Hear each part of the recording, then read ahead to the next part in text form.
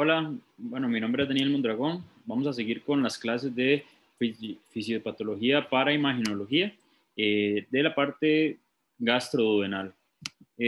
Hoy vamos a revisar lo que serían enfermedades del colon. Vamos a iniciar con la parte de enfermedad diverticular. Más o menos alrededor del año 1849 se describe que habían ciertos tumores en forma de pera entre las bandas musculares del colon. Estos tumores ya con el pasar del tiempo, en el año 1907 se va describiendo la primera resección intestinal por diverticulitis y ya en el año 1914 se va viendo cómo se define el término de diverticulosis. Entonces, ¿qué es la diverticulosis? Son apariciones de dilataciones saculares de la pared del colon. Usualmente son entre 1 a 2 centímetros y en realidad lo que son pequeñas herniaciones de la mucosa y de la submucosa a través de la capa muscular recubiertas por serosa. Usualmente van a ser muy infrecuentes en personas menores de 40 años y la prevalencia va a ser en personas más adultas. Usualmente la zona mucho más afectada es el sigmoides. Bueno, como les decía, la epidemiología de la diverticulosis va a estar identificada tanto por la geografía y por la edad. Entonces, las personas mayores tienen alta prevalencia, 66% en mayores de 80 años y menos del 10% en menos de 40 años. Se asocia mucho a la alimentación. Entonces, por eso es que vemos alta prevalencia en países industrializados y occidentales y también se ha visto con los cambios, se ha visto cambios en la prevalencia conforme a la migración poblacional. Entonces, un ejemplo de esto es cuando se ha visto que, por ejemplo, una persona que vive en Asia se va a ir a Estados Unidos y esta persona tiene diverticulosis igual que los estadounidenses y eso es porque ya lleva una vida con alimentos estadounidenses o un tipo de dieta occidental.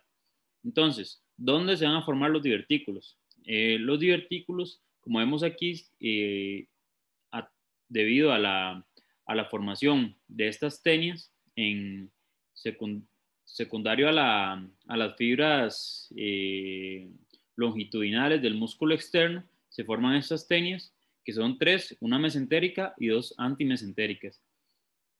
Entre las tenias antimesentéricas y la mesentérica hay 4 lugares que son estos, 4 puntos, que es donde penetra la base recta y es donde se pueden formar los divertículos. Ahí es donde esos son los 4 puntos donde se van a formar. 3 cosas importantes nada más en la patogénesis de la diverticulosis. Bueno, la motilidad.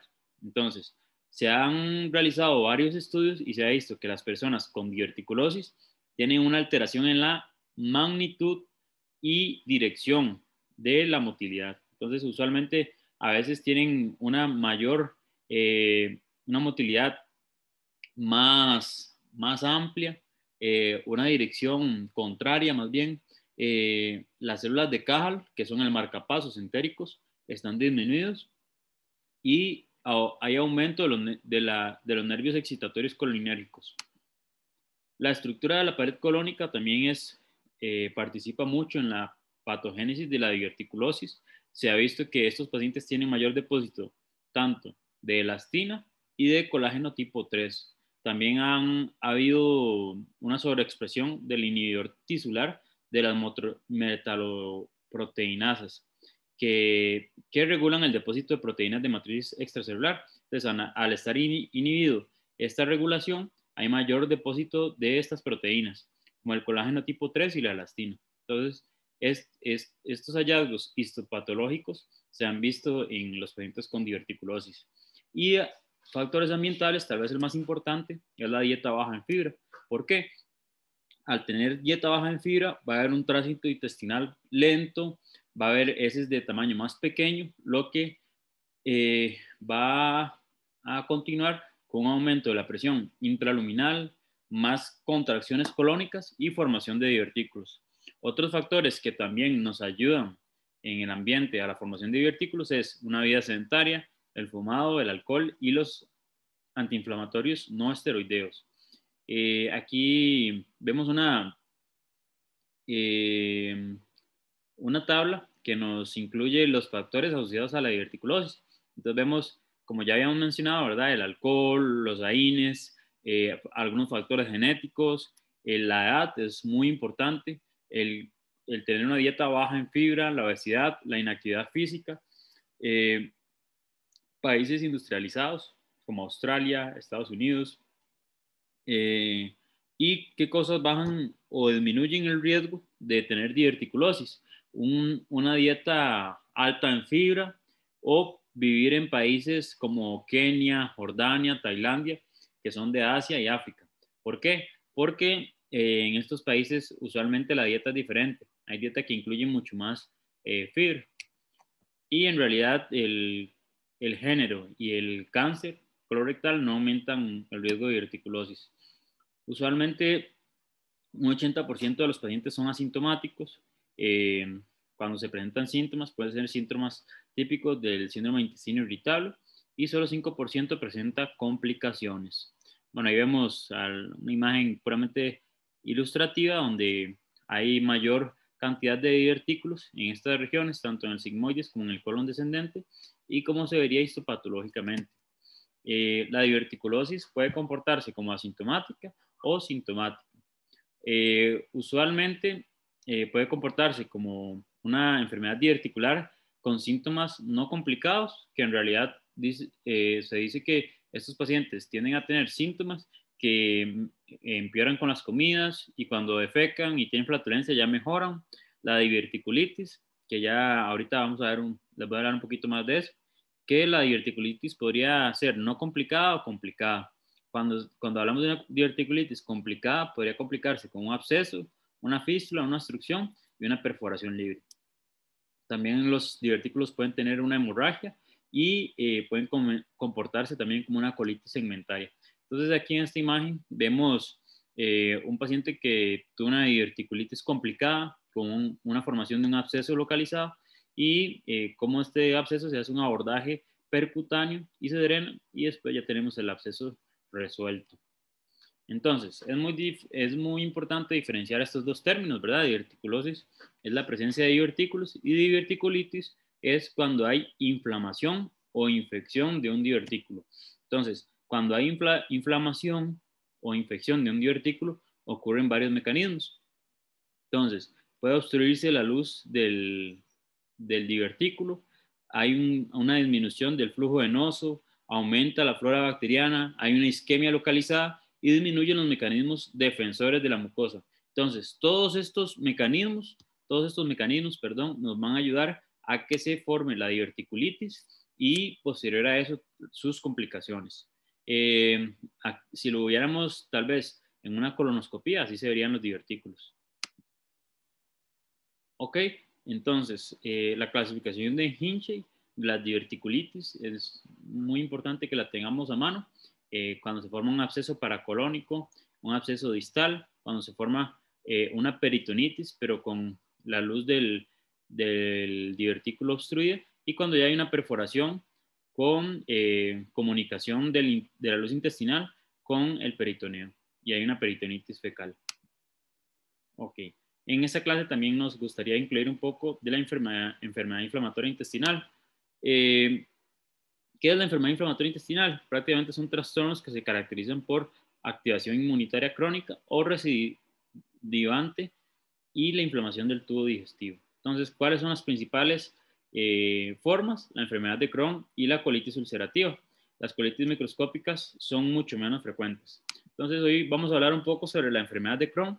La enfermedad de Crohn tiene alta prevalencia en América del Norte, también en Europa, ya en Asia es menor, y en América del Sur y África en realidad es desconocida o se describe que son muy bajas, pero tal vez es falta de diagnóstico o falta de reporte. ¿Cuáles son algunas teorías de por qué hay una respuesta inmunitaria sostenida? Se cree que tal vez hay alguna explicación a alguna asociación, a algún antígeno, ya sea bacteriano, como la listeria, el reovirus, algunas especies de pseudomonas, cuando hay una disbiosis intestinal y cuando se forman anticuerpos contra diversos tipos de antígenos bacterianos. También se cree que hay algún componente genético, como vemos en los judíos askenazis, que tienen un gran componente genético y gran prevalencia de enfermedad de Crohn en su población, los gemelos monocigóticos, y se dice que si una persona tiene un familiar de primer grado, tiene un 8 a 10 veces más de probabilidad de tener enfermedad de Crohn.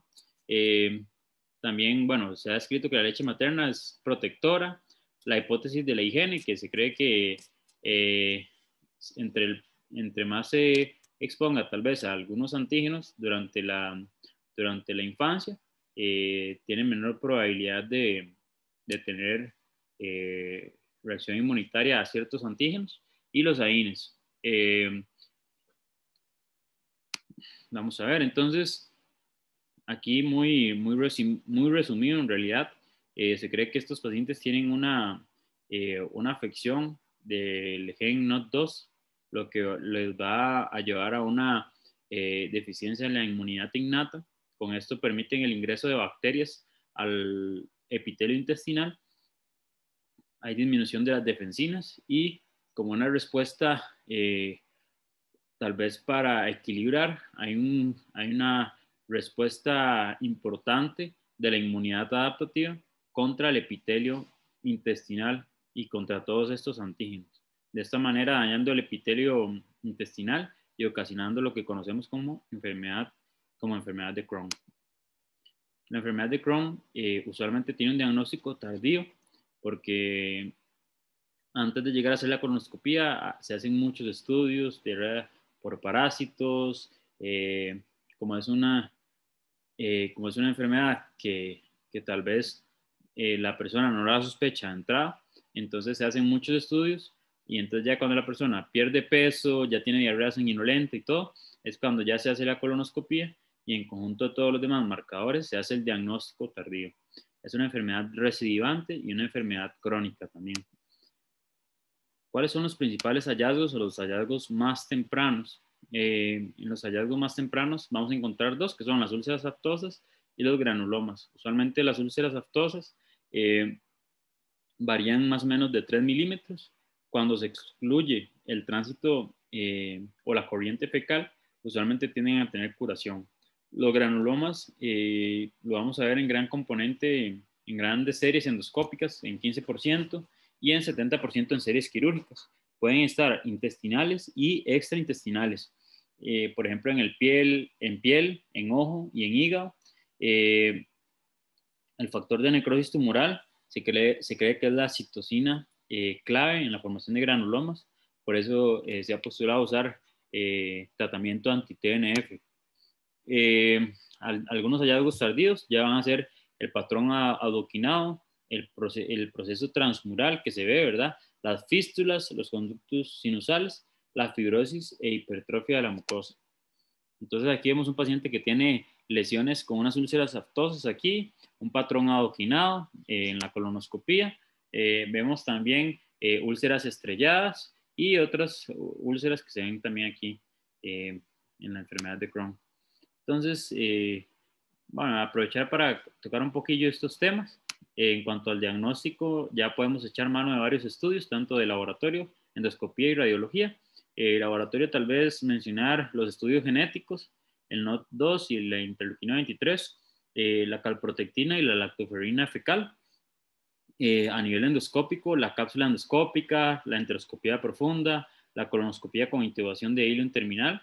Y a nivel radiológico, la resonancia magnética y el TAC, que en algún porcentaje nos puede mostrar la inflamación transmural, nos puede documentar complicaciones de la enfermedad de Crohn. Aquí vemos un paciente con una resonancia que lo habíamos visto en la clase de diarrea. Este caso es un paciente que tiene una enfermedad de Crohn, delirium terminal.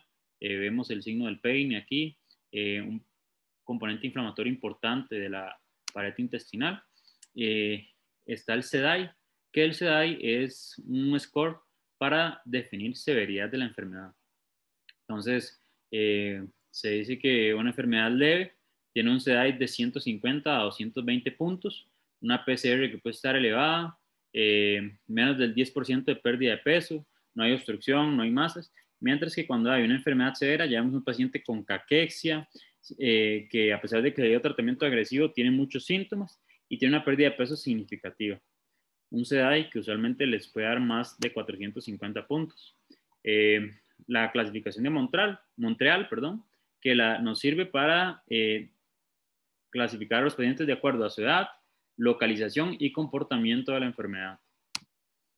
Entonces, ¿cómo monitorizamos a los pacientes con enfermedad de Crohn? Los pacientes con enfermedad de Crohn usualmente se monitorizan, o antes se monitorizaban con síntomas y calidad de vida. Sin embargo, ahora tenemos marcadores objetivos, tanto fecales, séricos, de imagen y endoscópicos. Entonces, por ejemplo, tenemos la calprotectina, que usualmente cuando está mayor a 100, hay un 89% de probabilidad de recurrencia endoscópica. La PCR, que nos ayuda a ver tanto actividad y respuesta a tratamiento, el TAC y la resonancia magnética periódica, y algunos scores, que está el CSCD y el Ruggier, que este Ruggier es más que todo para postquirúrgico y este es endoscópico. Entonces aquí podemos ver un ejemplo de ambos. Esos son los scores, el de Ruggier, que les había mencionado. Ok, entonces, ¿cuáles son algunos modificadores de la enfermedad? Modificadores de la enfermedad van a ser tanto el fumado, los AINES, los trastornos de ansiedad, depresión. Vemos que los AINES se asocian a exacerbaciones debido al aumento de la permeabilidad, lo que va a favorecer el ingreso de toxinas también. El cigarro se asocia con exacerbación de la enfermedad. Los antibióticos tienen una disbiosis intestinal y con esto podría aumentar la probabilidad de exacerbaciones. La ansiedad y la depresión podría asociarse también a las exacerbaciones de la enfermedad. Ok, ¿qué es muy importante? Cuando se trata a un paciente con enfermedad de Crohn, se le puede, de acuerdo a la severidad del cuadro, se le pueden dar corticosteroides, que usualmente va a ser una terapia puente, mientras se le da chance a los inmunomoduladores. También los corticosteroides, conocidos en algunos lugares como los apagafuegos, ¿verdad? Entonces, apagamos el fuego con los corticosteroides y después usamos otras terapias. Los antibióticos, se cree, que los antibióticos podrían tener abolición del gatillo antigénico bacteriano, eliminación del SIBO, que es el sobrecrecimiento bacteriano, esas son las siglas en inglés, y inmunosupresión directa. ¿Qué pasó con los antibióticos? Pues prácticamente no han mostrado ser superiores al placebo. Tal vez metronidazol y onidazol podrían disminuir la recurrencia postquirúrgica. Con la enfermedad de Crohn es muy importante que tenemos un arsenal de armas y hay que ver con cuál atacamos. Tal vez mencionar algunos puntos importantes, nada más para ya ir terminando esta charla. Cuando tenemos un paciente con enfermedad moderada severa, deberíamos echar mano a los corticosteroides sistémicos, ¿verdad? Usualmente los mantenemos por 2 semanas y luego titulamos. Y es importante para que sepan que 1 de cada 5 pacientes va a ser refractario al tratamiento con esteroides. Y 1 de cada 3 se van a volver dependientes de esteroides. Entonces, cuando hay recaídas, pueden haber recaídas al suspendérselo. Si hay complicaciones perforantes, se asocian a complicaciones perforantes, por lo que están contraindicados en el contexto de abscesos o fístulas. Los inmunomoduladores, a pesar de ser muy buenos fármacos, como la cetoprina, la mercaptopurina, en el contexto agudo van a ser iguales a placebo. ¿Por qué? Porque tienen una respuesta clínica lenta. Los anti-TNF se pueden usar en pacientes que no responden a esteroides. Van a tener una acción rápida, un beneficio notable a las 2 semanas. Pueden usarse como monoterapia o en conjunto con inmunomoduladores. y en enfermedad refractaria a corticosteroides, o en pacientes que ya están recibiendo tratamiento de corticosteroides y tienen una enfermedad activa. Sí es muy importante antes del uso de estos fármacos descartar oportunistas y la vacunación respectiva. Cuando hay una enfermedad severa fulminante, utilizar corticosteroides intravenosos o fármacos anti-TNF, que usualmente, como les había dicho, tienen un CDAI mayor a 450 puntos. Complicaciones que pueden tener la enfermedad de Crohn, la peritonitis, el abscesos, obstrucción parcial del intestino delgado. Pacientes, usualmente lo vamos a ver en pacientes que están agudamente enfermos. Una de las complicaciones también es el tromboembolismo. Vemos aquí una obstrucción parcial del intestino delgado. Usualmente estas obstrucciones se les puede dar manejo médico, se puede dar succión con sonda nasogástrica, nutrición parenteral, y valoramos respuestas de 24 a 48 horas. Si no tiene más de 10 centímetros, se puede iniciar corticosteroides intravenosos, y si no hay respuesta de ahí, o hay datos de isquemia, tocaría ir a la resección quirúrgica. Cuando hay una peritonitis localizada, usualmente el cuadro, el paciente se presenta como fiebre, escalofríos, dolor en fosa ilíaca derecha y leucocitosis. En estos casos es ideal iniciar el reposo intestinal y cobertura antibiótica. Vamos a iniciar cobertura usualmente contra bacilos gram negativos y anaerobios. Otra de las complicaciones es el absceso intestinal, que como les había mostrado en las imágenes previas, se les puede dar un drenaje percutáneo o un drenaje quirúrgico, ¿verdad? Usualmente es preferible el drenaje percutáneo. Se puede hacer transglúteo, transabdominal, y en algunos casos, si no se realiza la resección intestinal, van a tener abscesos recurrentes. Siempre es muy importante dar un manejo individualizado, no tratar todos los pacientes como con una receta de cocina, y de acuerdo al segmento afectado, vemos si se le da un manejo médico. Entonces, ya para finalizar, entender que la enfermedad de Crohn es una enfermedad recidivante, que el tratamiento no es curativo, que en la actualidad se puede hacer un monitoreo objetivo de la enfermedad, y que cuando hay exacerbaciones más severas se benefician de corticosteroides sistémicos. Recordemos que en esto van a participar un equipo multidisciplinario de médicos, cirujanos, radiólogos y de una serie de personal, ¿verdad? Gracias por su atención. Esta fue la clase de patología del intestino.